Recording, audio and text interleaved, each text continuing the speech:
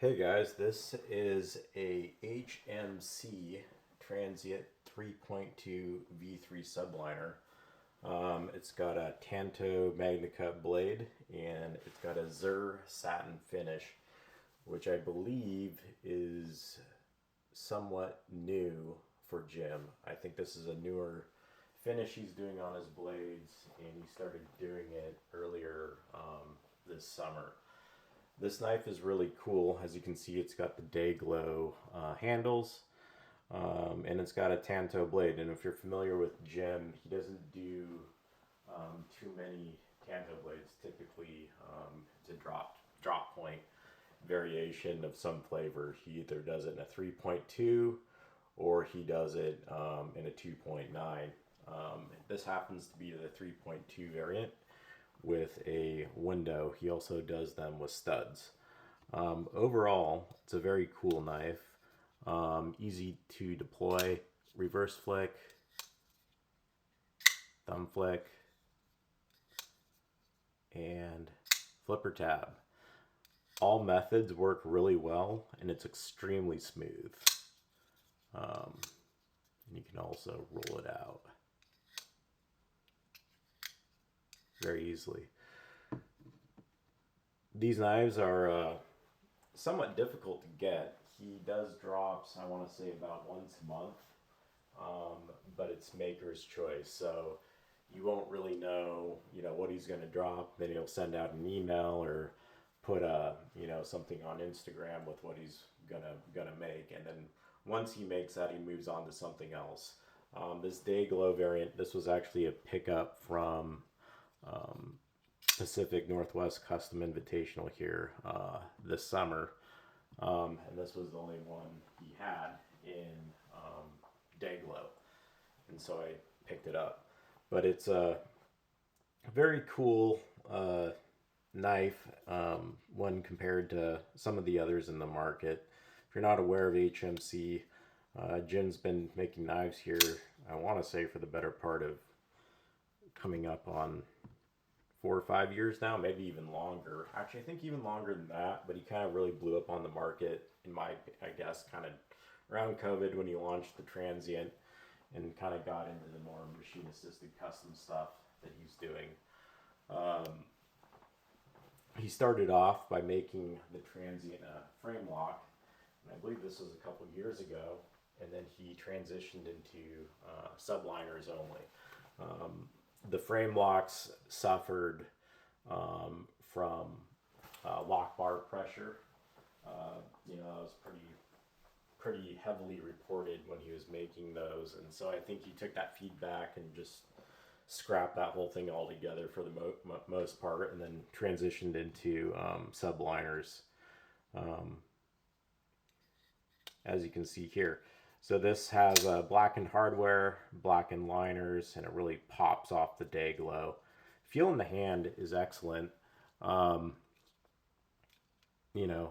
got medium hands, and as you can see, you've got a great grip on it, a little bit sticking out at the end, but I get a great purchase with my thumb on the spine here, and the jimping's great. Feels really nice. You can come up a little forward, and if you do that, you will miss the jimping a little bit, and you could slide forward, but I don't have a problem with it. Naturally, you'll grab it right here. One of the cool things on this specific knife is just the Tanto blade. I mean, you don't really see a grind like that on a Tanto knife too frequently. Normally it's, probably comes in right about here and comes down, but this comes way down and then back. And then it's got this swedge up top, so it's got a really cool grind. And the window here gives it a really, I don't know, it just kind of works well with the overall aesthetic of the knife with that blade profile. It ties in nicely. It looks really menacing. Again, this is the 3.2 model. He has 2.9, and those have been, reportedly, those are better on studs. So this knife in the 3.2, you have a lot of access to the window with your thumb, and then also for reverse flick. And with the 2.9, the window, I guess, it's really kind of tucked in there, so it's hard to get your thumb in there to flick it out. Reverse flick, I guess, is okay, but that one most definitely, if you guys are looking at these in a 2.9, you know, you want to go with a stud by all accounts. Size-wise, we've got ourselves a large Chris Reeve Sebenza. See here, gives you an idea. And then I've got a Strider PT here.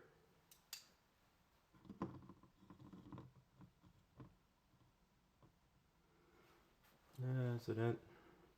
Not quite in frame.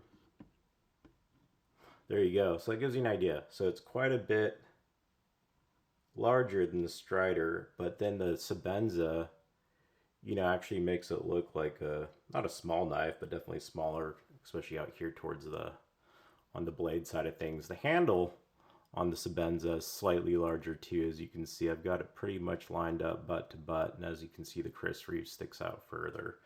So that gives you a nice idea.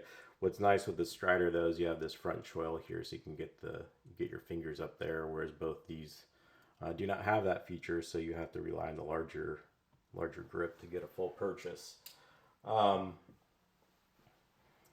Other thoughts? Pricing on his knives are pretty expensive. So this is a $1,200 table knife, and you know, Jim, it's a HMC. Jim's the owner. It's expensive. I think it's slightly expensive for, you know, the product placement in the market. Jim's a really nice guy to work with and easy to talk to if you need to reach out to him, and he's got spa service and all that, and that's more than you can say for a lot of makers out there. But you can comfortably place these in the same kind of book as like a OZ Roosevelt or an SPK Lamia, Prince Protein. Gosh, who else? I'm sure there's others, but kind of that group of guys, right? And those come in typically between, you know, 800, I'll say 750, I guess maybe on the low end, and up to about $900. And HMC, the transients are consistently just 1200, 2.9, 1200, 3.2, 1200, plain G10 like this, 1200, windowed. It doesn't matter what variant he makes, it's $1,200. Now, the exception to that would be if he does like a Damascus blade of some flavor. Those tend to go for quite a bit more. If it's full dress, Damascus clip, hardware, stuff like that. Those can definitely be a couple $1,000s. And then he'll make some that are for auction only when he does shows, and those can go for obviously, you know, $2,000-3,000. But overall, he's consistently just $1,200, and it doesn't matter what the scale material is. If it's, you know, titanium G10, if there's cutouts, windowed or skeletonized, it's just his consistent pricing, and that tends to be a little bit high in my opinion, just when the other guys come in several $100s less. But you do get an excellent product. I've had a couple of Jim's knives, and I've never had issues with any of them. And I've reached out to him a couple times just to ask questions, and he's always been quick to get back to me and answer any questions I have promptly. You know, and so there's something to be had for that too, when a maker is easy to get a hold of. So yeah, is that worth the extra money? For some people it might be. For me, clearly it was, as I, you know, have bought this knife and I have another one as well. So yeah, this just gives you a nice look at an offering here from Jim from HMC Knives. Trying to think anything else that really stands out that you guys would want to know. So this is running on bearings, and what's nice is it's not too drop shutty at all. You know, you can shake it shut. And sorry if I'm out of frame a little bit here. My screen where I can normally see what I'm doing is dead, so I'm having to deal with that. I'm kind of forgetting to look at the camera. I don't know if you guys caught that. You can just shake it down, which I prefer. I don't like guillotine, you know, when the blade just kind of slams on down. But, you know, very smooth opening on all deployment methods. Nice light shakedown, which I like. And, you know, just very smooth overall. Now, when you come over to the clip, you can see it comes up pretty high, so you've got a pretty, let's see, I'm going to zoom in just a little bit. Pretty deep pocket carry. You know, that's going to be in there pretty far. Hidden hardware, or no, excuse me, it's not. Blended right in there. Not hidden hardware on the clip. Be kind of cool if that was somehow. But very clean overall. Not too much going on. Very simple, clean aesthetic. Pretty minimalist. And executed very, very well. So yeah, hope you guys enjoyed this video. Please like and subscribe, and then if you have any questions or comments, please write them in the comment section below, and I'm happy to answer any questions you guys might have. All right, thank you.